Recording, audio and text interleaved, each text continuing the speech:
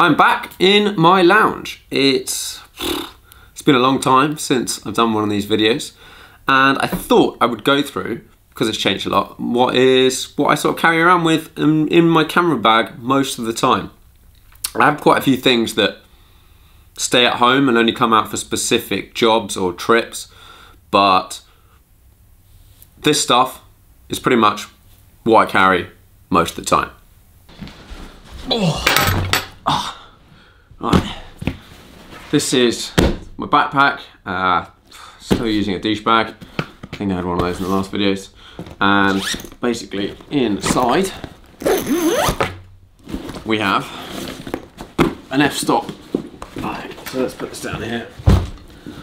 Before we get into that, a couple of things that are just in the bottom of my bag. Allen keys. That just sort of sits in my bag, lives there all the time, is actually really super useful. The main thing, and I could probably just take out one key that I use, but they do seem to come useful for me and other people, is just for tightening the tripod head grip bit. Basically the bit that your camera clicks into. Seems to get loose and wobbly. One of these tightens it up. Really annoying when that comes loose. What else have I got in here? I've got a little lav mic. That's like a backup solution really. I don't use it that much. GoPro.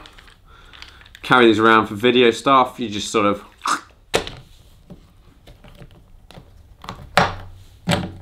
stick to most stuff. If you're around cars, you can stick them on everywhere. This is a 5 black. I don't think there's much difference between this and the 6 for what I do. Sensor, I have a couple of, I have a Session, I had a 3 which I just got rid of. Keep those for just other angles that you can't get. Useful. F-stop bag. It's basically a little camera pouch thing. You can put them in everywhere. I have a few different ones that go in different bags, and it's just a very good way of organising your stuff if you don't have a dedicated camera backpack, and I quite like the ability to change what goes where. As you can possibly see, it's full of compartments, and something I've done this week, which I saw online somewhere and I wish I'd done earlier, was I just put a bit of tape, but you could use stickers, but probably be a bit neater. Just labeling what lenses are wherever, because when your bag is like this, it's sometimes you don't know what's what, and having it like this, you know, okay, that's my 85, done. Which is, that's useful. I like that, rate that. Okay, so in the bag, Osmo, filming. I've had this for a couple of years now. I don't use it very much anymore, but it's quite good for getting those just kind of smooth looking shots. Doesn't get used that much. Definitely doesn't get used for photography, but that's mainly filming. Then let's get on to cameras. So big change since last time I did this video. I think last time this video, I don't know whether I had my 1DX. I may not have had it actually. So I was shooting Canon, so I had a 5D and a 7D, and then bought the 1DX Mark II and was using that. Phenomenal camera, but massive. So at that time I had, as my sort of like personal carry around camera, I had a A7S at one point, and then that changed to an A7R2, which this is being filmed on. And I used that for a bit of filming and then set up shots because the extra resolution is amazing. Really good camera. And what has happened in the last year is I've changed from using my Canon gear all the time to now I use my Sony gear all the time. And the main reason I would say is size. The camera bodies are tiny. So this is I now shoot with the A9 most of the time. And this camera body is half the size of the 1DX. And other than that, it's technologically, I would say, superior. It's faster, it's quiet. So something that I hadn't got used to until I used this camera. Let's say right now, I am shooting 20 frames a second right now. Oh, actually I'm in video mode, so I'm not. But that's shooting 20 frames a second. Made no noise. Which is brilliant if you are in environments where just camera noises are annoying. Now, I hadn't really thought about camera noise that much until I got this camera, because the 1DX, it's like a machine gun, it's like, which feels quite cool when you're doing it. But actually, if you're trying to take photos of people, or weddings, or events, or anything where people get put off by cameras, or you've got people filming, that's a big one.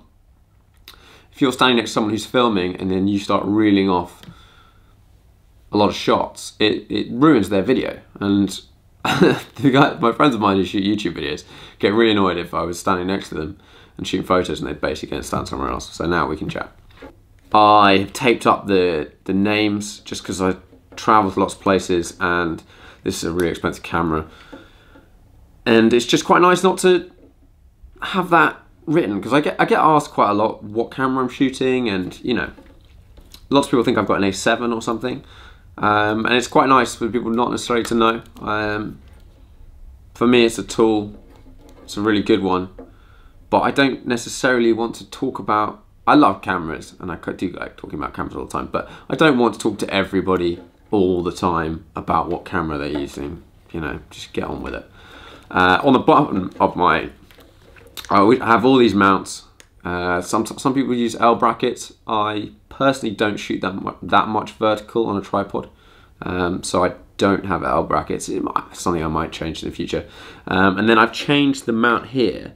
These are from a company called, is it R-Strap? They do the sling straps, but you can change these on the bottom of the Manfrotto mount. And what they do is, basically this bit here has a solid bar that goes all the way through. Now if you have the Manfrotto one, it's just 2 pins that clip in like that, and I've had it before where sometimes, like, basically I hang the cameras off these, and I had it where it was hanging off and the pins pulled out and it just dropped, the camera just dropped to the floor, and it was my 7200 and my 5D, or maybe it was the 1DX. One of those two, I can't remember, it was a bad day, and it just dropped forward and went poof, and the lens stopped working, so I got them both fixed. Great call for having insurance. But these ones, because they go all the way through, don't do that. Now, my little hack is I put a bit of white tack just there so that I can squish it down, otherwise they basically hang down every time you lift them up, and it gets quite annoying, and they make a little noise. Anyway, that's it. A9. Other camera, obviously, is the A7R II, which this is filming. Then I have the Sony 70-200. These have it's downstairs, but very easy to remove the little tripod bit that clicks on like that. You can just pop it off and you can screw into there or have it off. I have it off because I never put this on a tripod, and it just takes up less space in my bag. But 70-200, you'll notice all my lenses have circular polarizers on them, essential if you're shooting cars. This lens I don't really use that often. It's a nice lens. It's the Sigma 35 1.4. I love the Sigma art lenses. The only problem at the moment is they don't really make them. Well, they've just released them maybe a couple of weeks ago for the Sony mounts, but I have that with a mesh bones adapter, and I use this occasionally. Really nice lenses. I'm kind of waiting for the fully native ones to come out for the Sony stuff, but we'll see. That'll happen down the line. 16-35. This is the f4. I thought about getting the 2.8, but I rarely shoot at this length, and most of the time it's for wider stuff where I don't think that the 2.8 would much difference to me, and it's a heavier thing. So this, I would say, is the lens I use for filming most of the time. You can sort of point at yourself. 55. The Sony 55 f1.8 is a brilliant lens. It's super sharp at 1.8, super creamy bokeh. It's just a really nice lens. I use that one. That is probably my favorite lens. That one. What else have I got in here? Little Rode Micro, Video Micro. Rode Video Micro, that's what that one, with a dead cat on it. I used to, up until today, I use this for all my mic needs. It's quite good, it's not amazing, but it doesn't require power, which is quite nice. I've since swapped to the one on top of the camera right now, which is the Video Micro Plus. And we'll see, hopefully there'll be an improvement. I may have forgot to turn it on. Oh, all good, turned on. The difference between the Video Micro and the Video Mic Pro and the Pro Plus, which is this one, is it auto powers off and on when you turn it off and on, but it is more expensive. The only other thing in here, I have the Sony 85 1.8. I don't use it very much. It's quite good for detail shots, B-roll, but I don't really use it for that much. It's just a nice lens. I don't use 85 that much, but not that expensive, super sharp. All the Sony lenses I've got are super sharp. They're really good. And then the last one, which gets a lot of use, is on the camera right now, is a 24-70 2.8. So the lenses I use most of the time at 24-70, at 16-35 for filming, and then 55 a lot. What else have I got around here? I've got a few more lenses in a couple of other bags, so let me just put these back.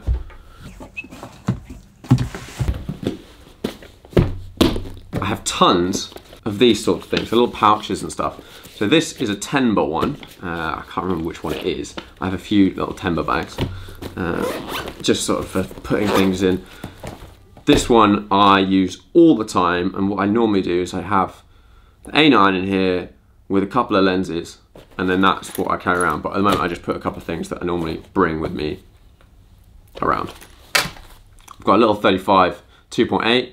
That's quite nice for sort of walking around because it's super light, small. Bit of a luxury, I would say, on that one.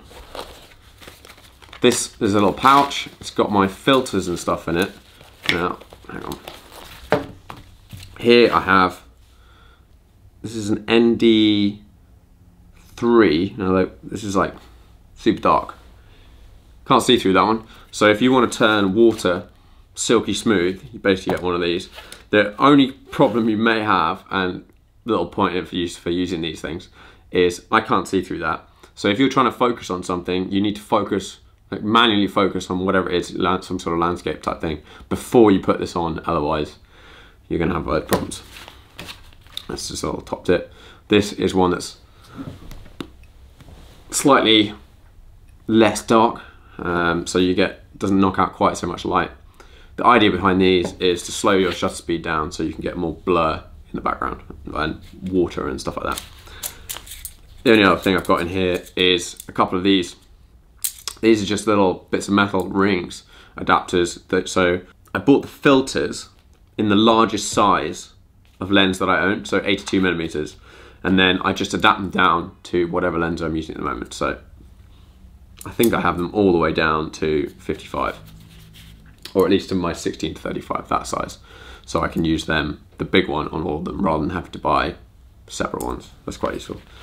This little guy is a circular polarizing filter for your GoPro, but I don't use that. What else we have in here? Business cards, good to carry around.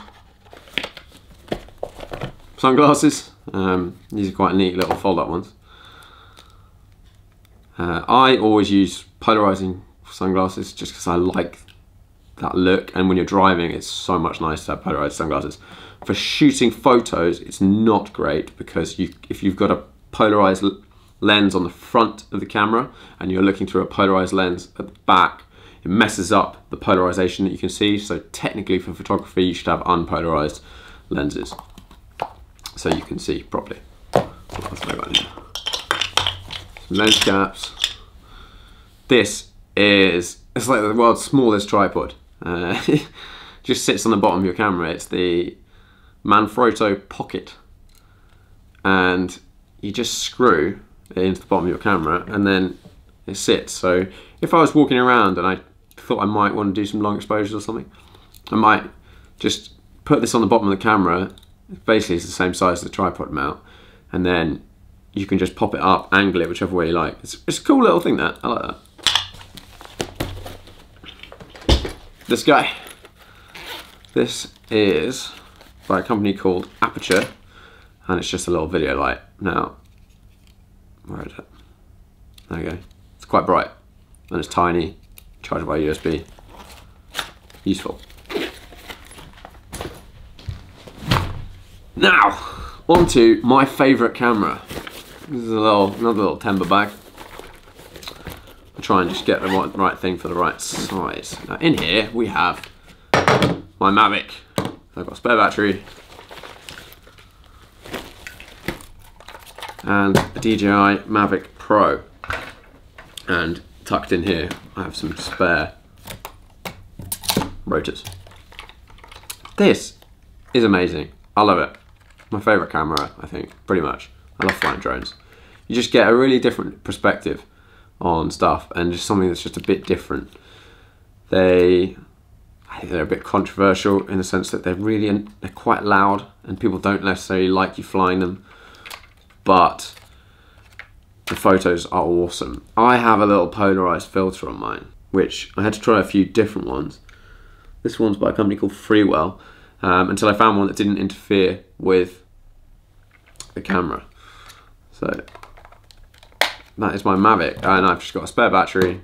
I've got a car charger for this and the normal one. The normal one charges super fast, and then the way it adapts to your phone is this pulls down, you pull these up, it's ready to go, and your phone clicks in here and you can see the footage on here.